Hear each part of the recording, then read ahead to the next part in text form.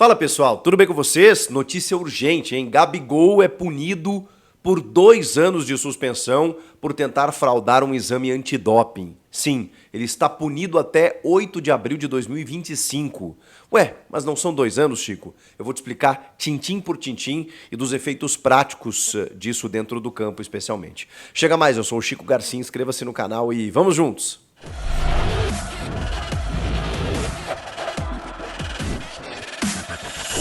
Bora se inscrever no canal, vamos bater essa meta de 1 milhão, conto muito com você. Atualizando pra galera aí que tá meio sem saber pra onde ir, o que fazer, como assim Gabigol suspenso por 2 anos, mas podendo jogar a partir de 2025? Como assim o jogador camisa 10 do Flamengo não vai jogar até o ano que vem? Então, gente, a questão é o seguinte, o Gabigol ele foi punido pelo Tribunal de Justiça Antidopagem por 2 anos de suspensão, por, segundo o tribunal, tentar fraudar um exame antidoping. Isso aconteceu no dia 8 de abril de 2023. Só que o curioso nessa história toda é que, exatamente porque o Tribunal Antidopagem, ele não é um STJD, que envolve apenas casos do futebol, ou como tem os tribunais de outras modalidades.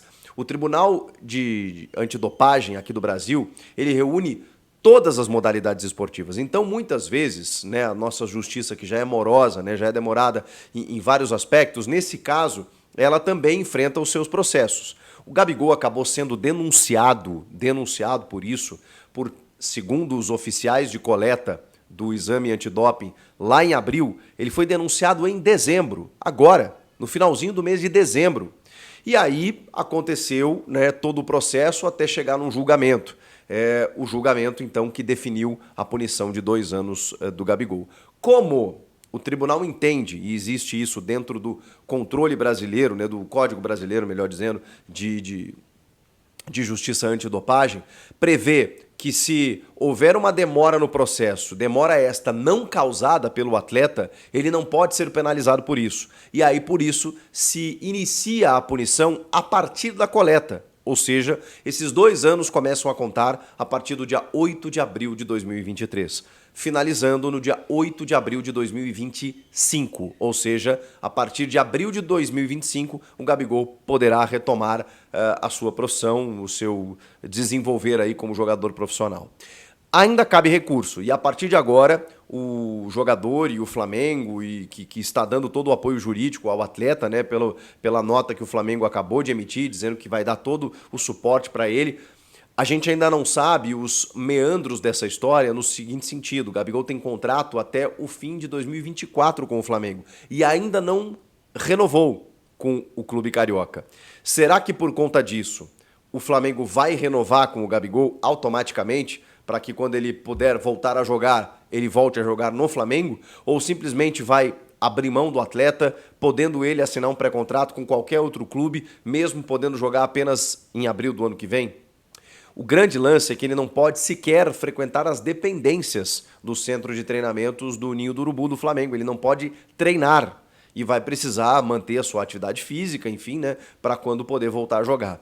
Agora o Flamengo, como eu disse, os seus advogados e o jogador vão tentar um último recurso na Suíça, na Corte Arbitral do Esporte, tentando, obviamente, né, argumentar com a sua defesa, porque inclusive o teste do Gabigol deu um negativo. Mas tem várias situações, várias nuances aí no controle antidopagem. Eu quando fiz a minha pós-graduação lá, logo depois que me formei, tive palestras relacionadas a isso. É um tema espinhoso, é um tema que a gente não aborda muito, né?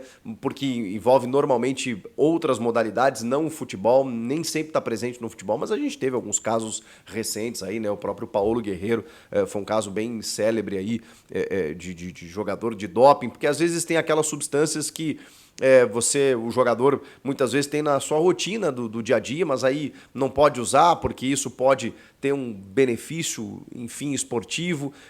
Eu estava ouvindo uma especialista que ela disse que o controle de antidopagem ele é meio curioso, assim. A dipirona, por exemplo, a Novalgina, ela pode dar 2 anos de punição, enquanto que a cocaína, que é uma droga social, 3 meses.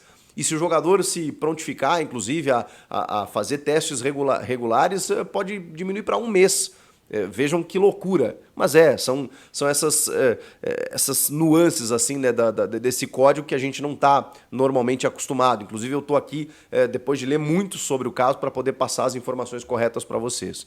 Bom, o fato é, o Gabigol agora vai tentar na FIFA esse argumento, esse recurso de que ele não testou positivo e de que ele precisa voltar a jogar, né? Basicamente isso. Por que ele foi punido então, Chico, se o teste deu negativo? Porque os oficiais de coleta relatam um descaso do jogador na hora do exame. Vale lembrar, um exame surpresa. Isso é muito comum no controle antidopagem do Brasil, em várias modalidades, tá? Eles chamam de off-road, uma coisa assim, né? Por exemplo, você tem muitas vezes o teste surpresa fora de competição.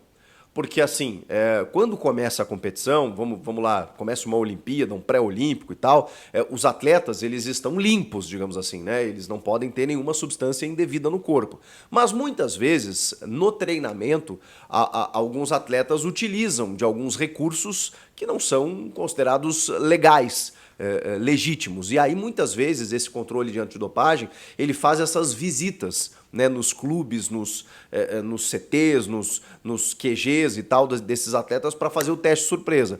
Ao fazer esse teste surpresa, existem vários procedimentos a serem adotados para que a coleta seja a mais, digamos assim, legítima possível. Inclusive, gente, é uma coisa assim meio doida, assim. O oficial de coleta, ele precisa ver a urina saindo do órgão para entrar no vaso coletor, que é o frasquinho aqui. Ele precisa ver, porque já houve casos, né, de você, enfim, burlar isso de várias maneiras, né? Você entra num banheiro fechado, se fecha, pega pega uma urina de outra pessoa. Isso já aconteceu. Então, existe todo um rigor nesse sentido, do oficial de coleta ele precisar ver exatamente o que aconteceu. E aí, nesse dia 8 de abril, de tudo que eu li, me leva a crer que o Gabigol foi, digamos assim, meio moleque, né, na parada toda. Porque todos os jogadores do Flamengo fizeram o teste antes do treino às 10 da manhã. O Gabigol não quis fazer. Aconteceu o treino, e aí depois do treino, os caras estavam esperando o Gabigol para que ele fizesse, ele simplesmente ignorou todo mundo e foi almoçar. Quando os oficiais lá estão esperando para ele fazer a coleta, eles relatam inclusive um desrespeito do jogador com esses oficiais, e aí estou aqui, não estou julgando, estou falando do relato dos oficiais, que inclusive estava no processo. Depois ele pega o frasco sem autorização e devolve o frasco sem a tampa, sendo que um dos procedimentos é entregar o vaso fechado. Assim, foi uma série de circunstâncias que fizeram com que os oficiais de coleta pensassem o seguinte: caramba, esse cara desrespeitou o exame e tentou fraudar de alguma forma esse exame antidoping. Mesmo o exame dando negativo, inclusive o de sangue que o jogador faz para comprovar que ele não tinha nenhum problema em relação a isso, toda essa, digamos assim, esse tratamento, esse erro de procedimento do jogador acabou entrando no processo.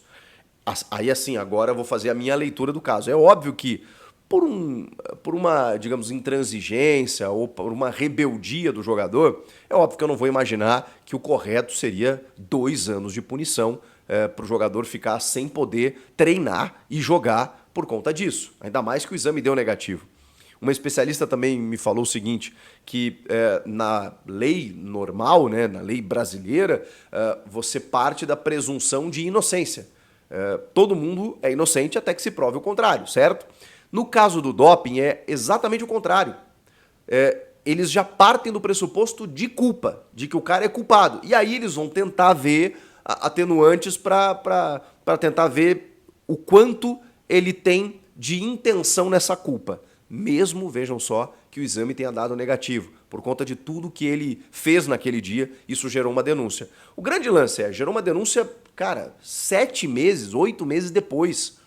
E aí o processo demorou tanto que agora só a gente teve a definição nesse julgamento. E aí 2 anos, sendo que começa a contar do início, né, lá da coleta, dia 8 de abril, ou seja, se lá no CAS, na Corte Arbitral do Esporte, os advogados do Gabigol conseguirem diminuir essa pena para 1 ano, vamos supor, o Gabigol está liberado semana que vem. Eu só não sei Quanto tempo isso vai demorar? Não temos ainda informação de quanto tempo demora esse recurso no CAS. Mas eu acredito que não demore muito não. Apenas em alguns dias aí a gente já deve ter uma resposta. Mas também é bom que se diga, pelo que alguns especialistas disseram, esse tempo pode ser aumentado. Então daqui a pouco ele vai tentar um recurso e os caras pensam, não, 2 anos está muito pouco porque começou a contar já, ele já perdeu 1 ano, ele jogou durante esse 1 ano, então vamos dar, lembrando que essa punição ela prevê até 4 anos, então eles podem dar 3, 4 anos e aí ele não voltar em 25, ele tem que voltar em 26 ou 27.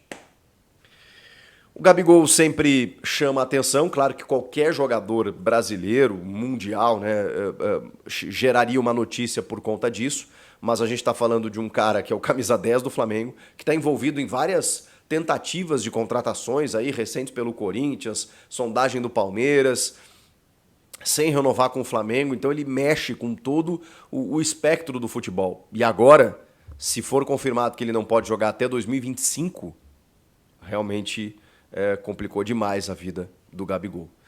Que coisa, hein? O que vocês acharam dessa história toda? Eu quero ouvi-los. Comentem aqui, inscreva-se no canal, estou aguardando a sua inscrição. Eu volto na próxima. Tchau!